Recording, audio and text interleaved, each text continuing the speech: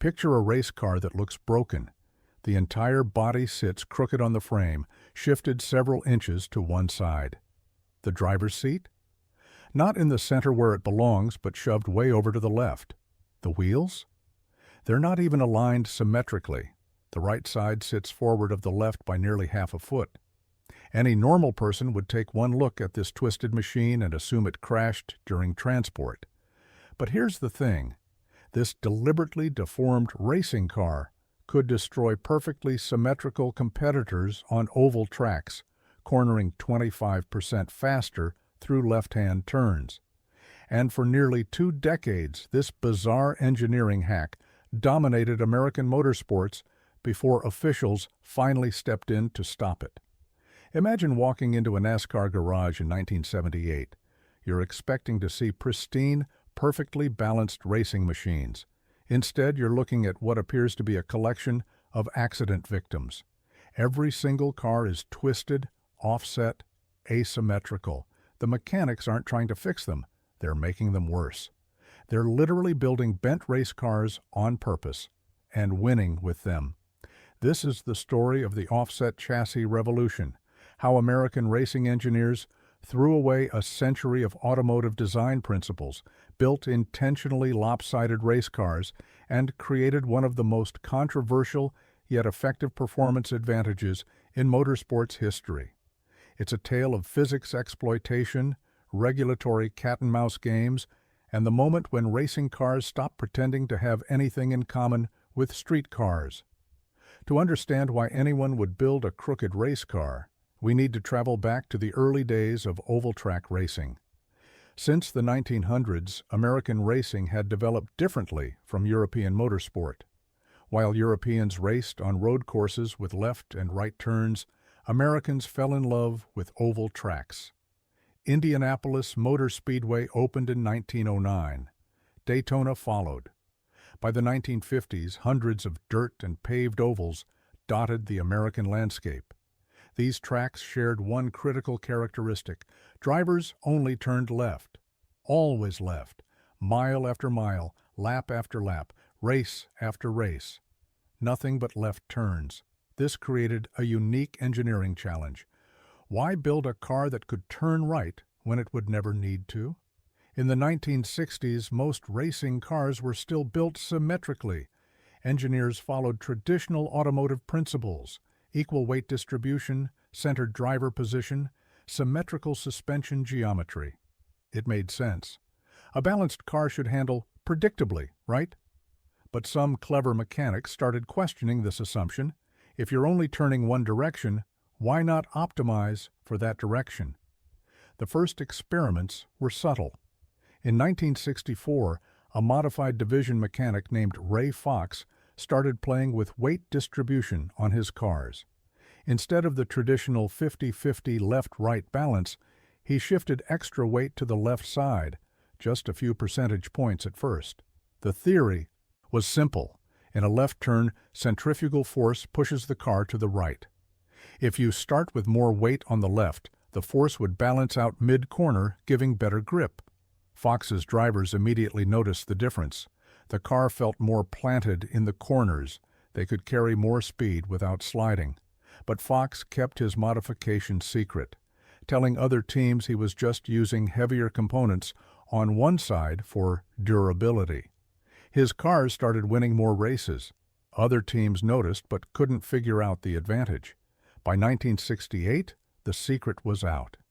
Teams across NASCAR, USAC, and local racing series were experimenting with weight bias. But weight distribution was just the beginning. The real revolution came when mechanics started offsetting entire chassis. The breakthrough happened almost by accident. In 1971, a sprint car builder named Steve Stapp was repairing a crashed chassis. The frame was bent, pushing the entire body shell about 3 inches to the left. Instead of straightening it, Stapp decided to test it. He took it to Winchester Speedway in Indiana for practice laps. What happened next changed racing forever. The bent car was faster, not just a little faster, significantly faster through the corners. The offset body created an aerodynamic effect Stapp hadn't anticipated. As the car entered left turns, the airflow over the shifted body actually helped pull it into the corner. The asymmetry that should have made the car unstable instead made it more stable, but only turning left. Stapp rebuilt the car, intentionally offsetting the body even more, 4 inches to the left, then 5. He moved the driver's seat too, positioning it almost against the left side door. The engine followed, shifted as far left as the rules allowed. By the time he was done, the car looked like it had been assembled by someone working in the dark. The lap times were staggering. On a half-mile oval, the offset car was running nearly a second faster per lap than conventional chassis. In a 100-lap race, that meant finishing nearly 2 minutes ahead. It wasn't just faster, it was embarrassingly faster. Word spread through the racing community like wildfire. Within 6 months, every serious sprint car team was building offset chassis. The designs got progressively more extreme. Builders discovered you could offset more than just the body. The entire suspension geometry could be redesigned for left-turn-only performance. Here's where the engineering gets fascinating. On a conventional race car, the suspension is designed to handle weight transfer equally in both directions. The springs, shocks, and control arms are mirror images left to right. But if you're only turning left, this symmetry is wasted. Offset chassis builders started using completely different suspension setups on each side of the car. The right side suspension, the outside in left turns, was built super stiff. Heavy springs, thick anti-roll bars, minimal travel. This side would handle all the weight transfer during cornering. The left side, the inside during turns, got soft springs and long travel shocks. It barely needed to work since weight transferred away from it in corners. But here's the clever part. The suspensions weren't just different in stiffness, they were physically offset. The right side wheels were moved forward relative to the left, creating what engineers called rear steer. As the car rolled into a left turn, this geometry actually helped rotate the car. The offset wheelbase made the car want to turn left naturally. Some builders took it even further. They tilted the entire frame, angling it so the right side sat higher than the left. They canted the rear axle, pointing it slightly left. They even offset the engine, transmission, and fuel cell as far left as physically possible. Every single component was positioned to create a car that only functioned properly while turning left. The numbers were mind-blowing. A properly built offset chassis could generate 15–20% more cornering force than a symmetrical car. In high-speed corners, this translated to 8 to 10 mph higher apex speeds. At tracks like Daytona or Talladega, where cars were already pushing 180 mph through the turns, an offset chassis could mean the difference between leading the pack and watching it disappear. By 1975, offset chassis had spread from sprint cars to late models, modifieds, and even some NASCAR divisions. The designs were getting extreme. Some cars had the body offset a full 8 inches from the frame center. The driver sat so far to the left that their shoulder touched the door. From the front, these cars looked completely deformed. I need to paint you a picture of what these cars actually looked like in action. At speed, entering a corner, an offset chassis car would appear to crab walk sideways. The rear wheels tracked nearly a foot to the right of the fronts. The body shell hung off the left side of the chassis like it was trying to escape. Photographers started shooting from specific angles to hide how bizarre these machines looked. The performance advantage was undeniable, but it created problems. First, the cars were virtually undrivable on the street or even on transport trailers. Teams had to build special offset trailers just to haul these crooked machines. Loading them required careful calculation to prevent the trailer from pulling to one side on the highway. Second, and more concerning, was safety. Offset chassis cars were incredibly vulnerable to right-side impacts. With all the weight shifted left and the structure weakened on the right, a crash into the outside wall could be catastrophic. The cars were also nearly impossible to control if they had to swerve right to avoid an accident. Several serious crashes in 1976 raised red flags. At Charlotte Motor Speedway, a modified with extreme offset suffered a suspension failure entering Turn 3. The car snapped right violently. Something, an offset, chassis couldn't handle. It barrel rolled 7 times. The driver survived but suffered severe injuries. The accident photos showed the car's structure had collapsed exactly where the offset had weakened it. Track safety workers started complaining too. Yellow flag periods became dangerous when offset cars had to navigate around safety vehicles. The cars literally couldn't turn right at low speeds without the rear end sliding out. Several pace car drivers reported close calls with out-of-control offset chassis spinning behind them. But teams kept pushing the limits because the performance advantage was too significant to abandon. By 1977, some cars were running offsets that defied belief. There were sprint cars with the entire cockpit hanging outside the main frame rails. The driver's head was literally outside the car's centerline during straight-line running. The engineering had evolved to incorporate every possible asymmetry. Brake systems used larger rotors on the right side. Cooling systems directed more airflow to the right side tires that worked harder. Even the paint schemes were designed asymmetrically, with different aerodynamic surfaces on each side of the car. The most extreme example came from a Pennsylvania modified builder named Glenn Fitzcharles. His 1978 creation, dubbed the Pretzel by competitors, featured a 10-inch body offset, staggered wheelbases with the right rear wheel 7 inches forward of the left, and a frame that was actually bent in an arc from front to rear. The driver sat so far left that special arm restraints were required to keep him inside during right-side loading. Testing data from that car still exists. At Syracuse Speedway, a 5/8 mile oval, the Pretzel ran 17.2-second laps. Conventional cars of similar power were running 18.5 seconds. That's a 7% difference in lap time, massive in racing terms.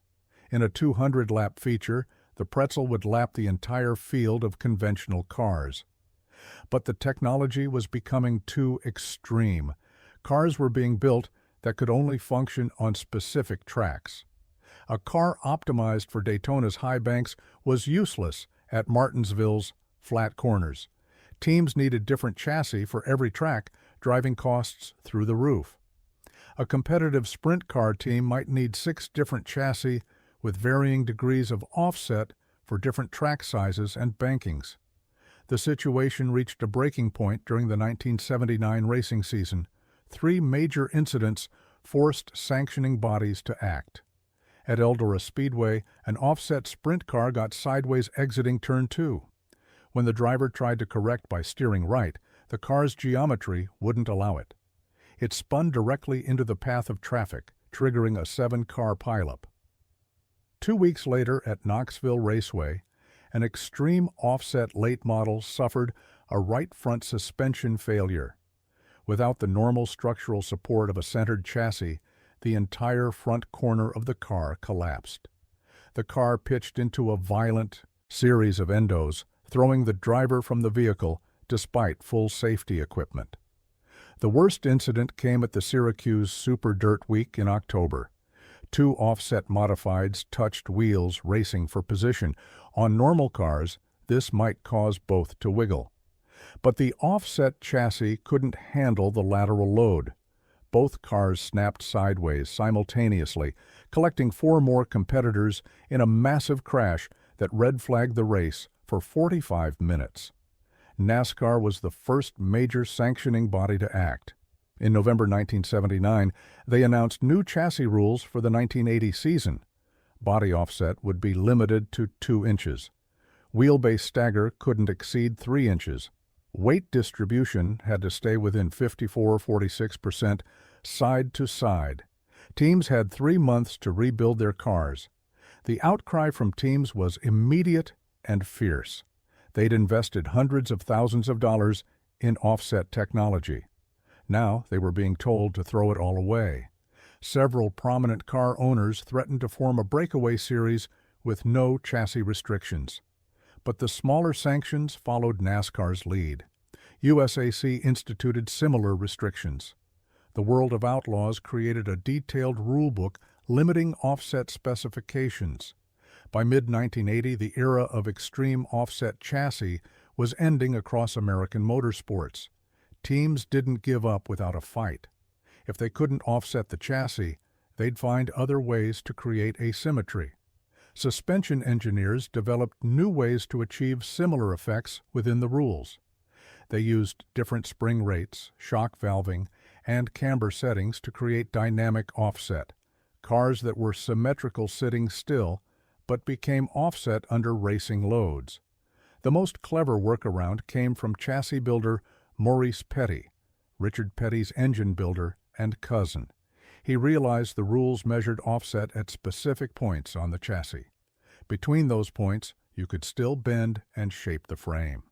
His 1981 cars featured frames that snaked left and right between the mandatory measurement points, maximizing offset while staying technically legal. NASCAR inspectors caught on quickly. They started using templates that checked the entire chassis profile, not just specific points.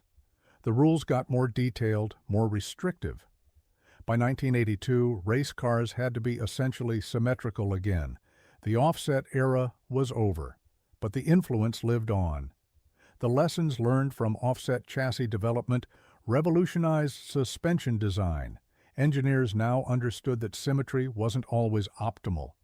Even on road courses with left and right turns, teams started using slightly asymmetric setups optimized for the track's particular combination of corners. Modern NASCAR Cup cars still carry DNA from the offset chassis era. While they appear symmetrical, the suspension setups use staggered spring rates and shock settings that create similar effects to the old offset designs. The bodies are wind tunnel tested in yaw conditions that replicate cornering with subtle aerodynamic differences side to side. The data from those wild offset years proved invaluable. Engineers learned that a 10-inch offset could generate 2,500 pounds of additional side force in a 180-meter corner. That knowledge helped develop safer cars even within symmetrical rules. Understanding how chassis flex and twist affected handling led to stronger, more predictable designs. There's something beautifully American about the whole offset chassis story. Faced with the unique challenge of oval racing, engineers didn't just optimize existing designs, they completely reimagined what a race car could be. They threw out a century of automotive convention and built something that would have made European engineers weep. These weren't subtle refinements or incremental improvements. These were racing cars that looked fundamentally wrong, that violated every principle of automotive design, that couldn't even drive straight on a normal road. But on an oval track, turning left lap after lap, they were perfect. The offset chassis era represents a unique moment in motorsports history when the race cars diverged so completely from street cars that they became their own species. These were purpose-built turning machines optimized for one direction only, carrying their drivers sideways at 180 miles per hour. Today's racing is more regulated, more controlled. Every dimension is specified, every modification scrutinized. The Wild West days of showing up with a pretzel-shaped car and dominating the field are long gone. But talk to any old-timer who built or drove offset chassis cars, and their eyes light up. They'll tell you about the feeling of dropping into turn one at speed, the car naturally rotating left, the chassis working with you instead of against you.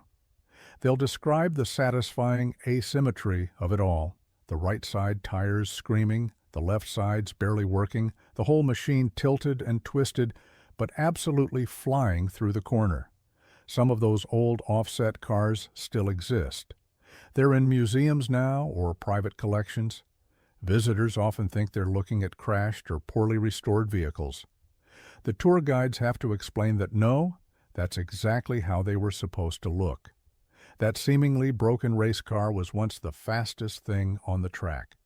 The offset chassis revolution lasted less than 2 decades, but it changed racing forever. It proved that sometimes the best engineering solution is the one that looks completely wrong. It showed that purpose-built machines, no matter how bizarre, will always outperform compromised designs. Modern racing engineers still study those old offset designs. Computer simulations show that with today's materials and technology, an unrestricted offset chassis could be 30–40% faster than current cars on oval tracks.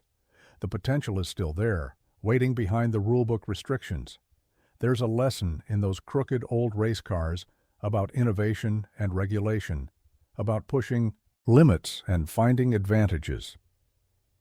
Racing has always been about going faster than the next guy, and for a brief moment in history, the fastest way around an oval was sideways, crooked, and completely insane. But here's the real kicker. The offset chassis wasn't killed because it didn't work. It was banned because it worked too well. It created such a massive advantage that racing stopped being competitive. The cars got so specialized, so extreme, that they threatened the very nature of the sport. In a way, the offset chassis was a victim of its own success. It proved that given freedom, engineers will always find ways to go faster, even if it means building something that barely resembles a car anymore. The regulations that followed weren't just about safety, they were about preserving racing as a competition between drivers, not just a showcase of engineering extremes. Today's NASCAR might be safer, more competitive, closer racing. But something was lost when those wild offset machines were regulated out of existence. They represented pure engineering creativity, the pursuit of speed without compromise. They were racing cars distilled to their absolute purpose, turning left as fast as physically possible. Looking back, the offset chassis era feels like a fever dream. Did American racing teams really build cars that were intentionally crooked? Did drivers really sit inches from the door, racing sideways at 180 mph? Did engineers really abandon every principle of automotive design just to turn left a little faster? Yes, they did. And for a few glorious years, those bent, twisted, absolutely insane racing machines were the fastest things on 4 wheels. They were ugly, they were dangerous, and they were completely impractical. But on an oval track, with the engine screaming and the tires smoking, they were perfect. The story of offset chassis racing is ultimately a story about American ingenuity. Given a unique problem, racing on ovals, American engineers created a unique solution. They didn't try to adapt European road racing technology. They didn't follow conventional wisdom. They built something entirely new, entirely their own, entirely crazy. And it worked. It worked so well that it had to be stopped. That's the highest compliment you can pay to any racing innovation. It was so effective that the rules had to be changed. The offset chassis didn't fail. It succeeded beyond anyone's wildest dreams.